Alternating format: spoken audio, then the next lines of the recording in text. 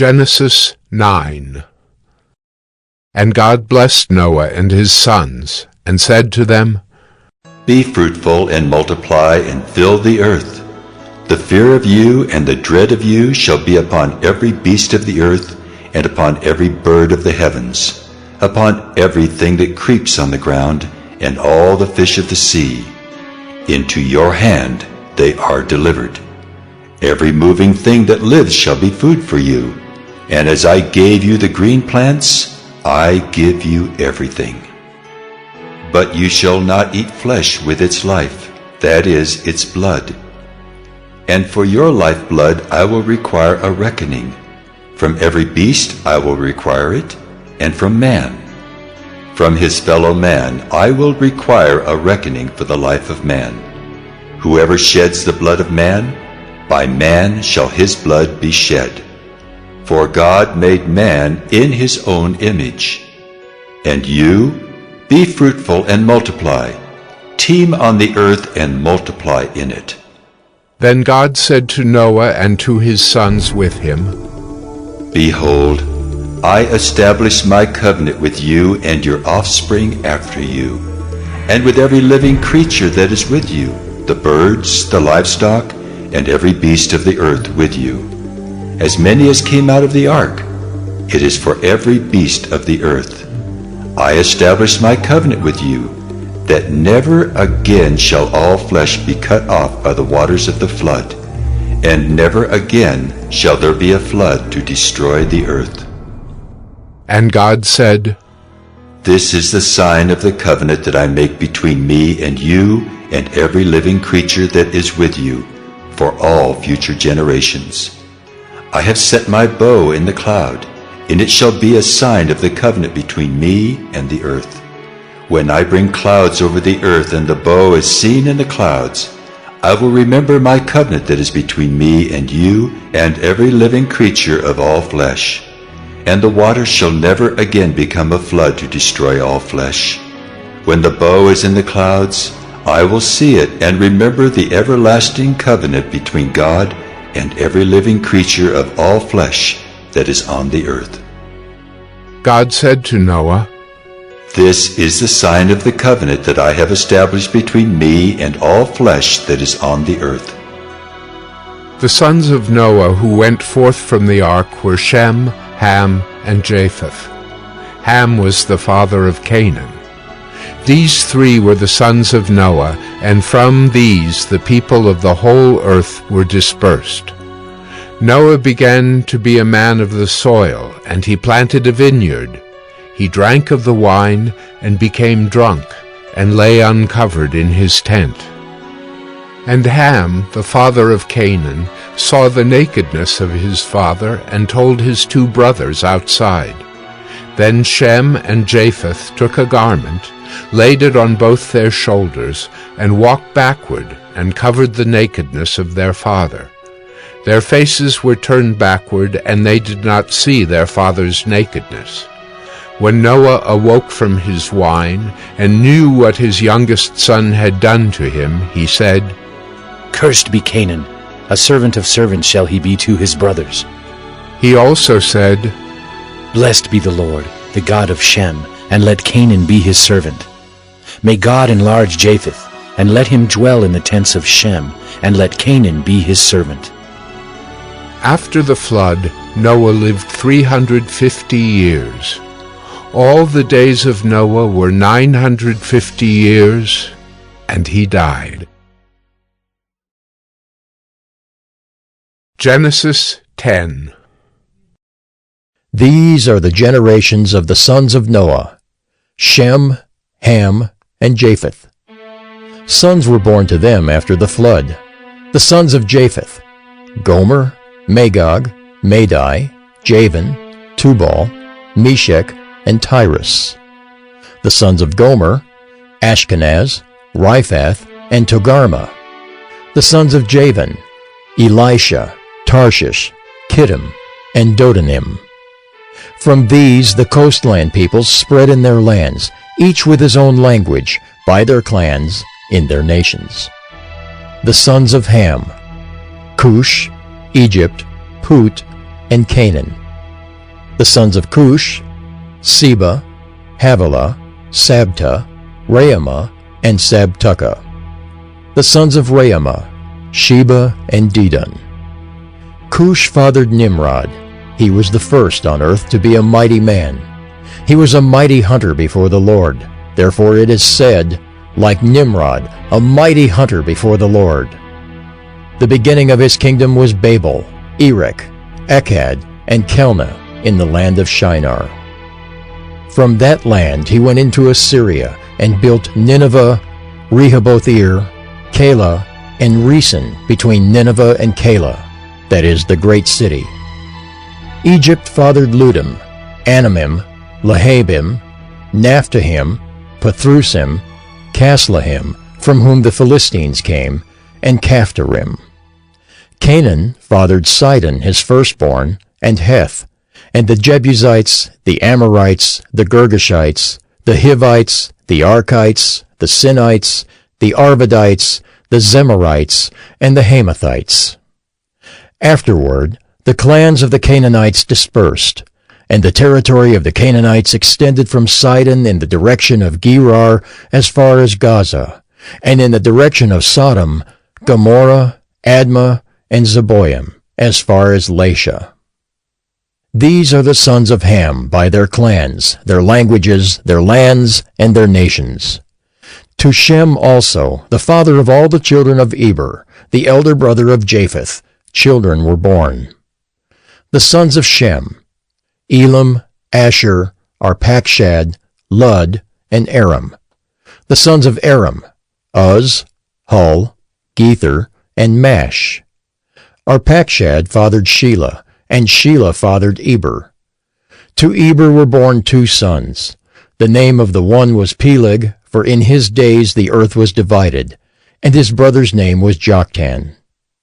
Joktan fathered Almodad, Sheleph, Hazarmaveth, Jerah, Hadoram, Uzal, Diklah, Obal, Abimiel, Sheba, Ophir, Havilah, and Jobab. All these were the sons of Joktan. The territory in which they live extended from Mesha in the direction of Sephar to the hill country of the east. These are the sons of Shem by their clans, their languages, their lands, and their nations. These are the clans of the sons of Noah, according to their genealogies, in their nations. And from these the nations spread abroad on the earth after the flood. Genesis 11. Now the whole earth had one language and the same words, and as people migrated from the east, they found a plain in the land of Shinar and settled there. And they said to one another, "Come, let us make bricks and burn them thoroughly." And they had brick for stone and bitumen for mortar. Then they said, "Come, let us build ourselves a city and a tower with its top in the heavens, and let us make a name for ourselves, lest we be dispersed over the face of the whole earth." And the Lord came down to see the city and the tower which the children of man had built. And the Lord said, Behold, they are one people, and they have all one language. And this is only the beginning of what they will do. And nothing that they propose to do will now be impossible for them. Come, let us go down and there confuse their language, so that they may not understand one another's speech. So the Lord dispersed them from there over the face of all the earth, and they left off building the city. Therefore its name was called Babel, because there the Lord confused the language of all the earth. And from there the Lord dispersed them over the face of all the earth. These are the generations of Shem. When Shem was 100 years old, he fathered Arpachshad 2 years after the flood. And Shem lived after he fathered Arpachshad 500 years, and had other sons and daughters. When Arpachshad had lived 35 years, he fathered Shelah. And Arpachshad lived after he fathered Shelah 403 years, and had other sons and daughters. When Shelah had lived 30 years, he fathered Eber. And Shelah lived after he fathered Eber 403 years, and had other sons and daughters. When Eber had lived 34 years, he fathered Peleg. And Eber lived after he fathered Peleg 430 years, and had other sons and daughters. When Peleg had lived 30 years, he fathered Reu. And Peleg lived after he fathered Reu 209 years, and had other sons and daughters. When Reu had lived 32 years, he fathered Serug. And Reu lived after he fathered Serug 207 years, and had other sons and daughters. When Serug had lived 30 years, he fathered Nahor. And Serug lived after he fathered Nahor 200 years, and had other sons and daughters. When Nahor had lived 29 years, he fathered Terah. And Nahor lived after he fathered Terah 119 years, and had other sons and daughters. When Terah had lived 70 years, he fathered Abram, Nahor, and Haran. Now these are the generations of Terah. Terah fathered Abram, Nahor, and Haran fathered Lot. Haran died in the presence of his father Terah in the land of his kindred, in Ur of the Chaldeans. And Abram and Nahor took wives. The name of Abram's wife was Sarai, and the name of Nahor's wife Milcah, the daughter of Haran, the father of Milcah and Iscah. Now Sarai was barren, she had no child. Terah took Abram his son, and Lot the son of Haran, his grandson, and Sarai his daughter-in-law, his son Abram's wife, and they went forth together from Ur of the Chaldeans to go into the land of Canaan. But when they came to Haran, they settled there. The days of Terah were 205 years, and Terah died in Haran. Genesis 12.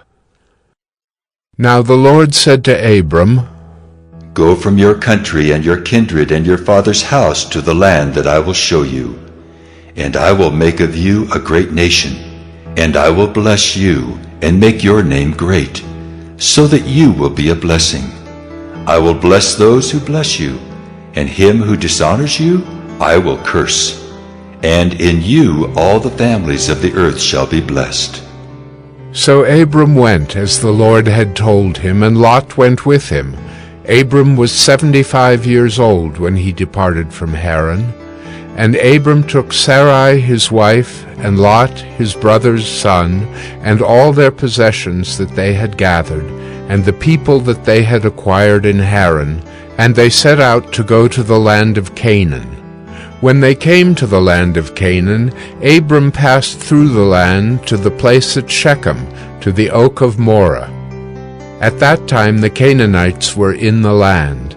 Then the Lord appeared to Abram and said, To your offspring I will give this land. So he built there an altar to the Lord, who had appeared to him.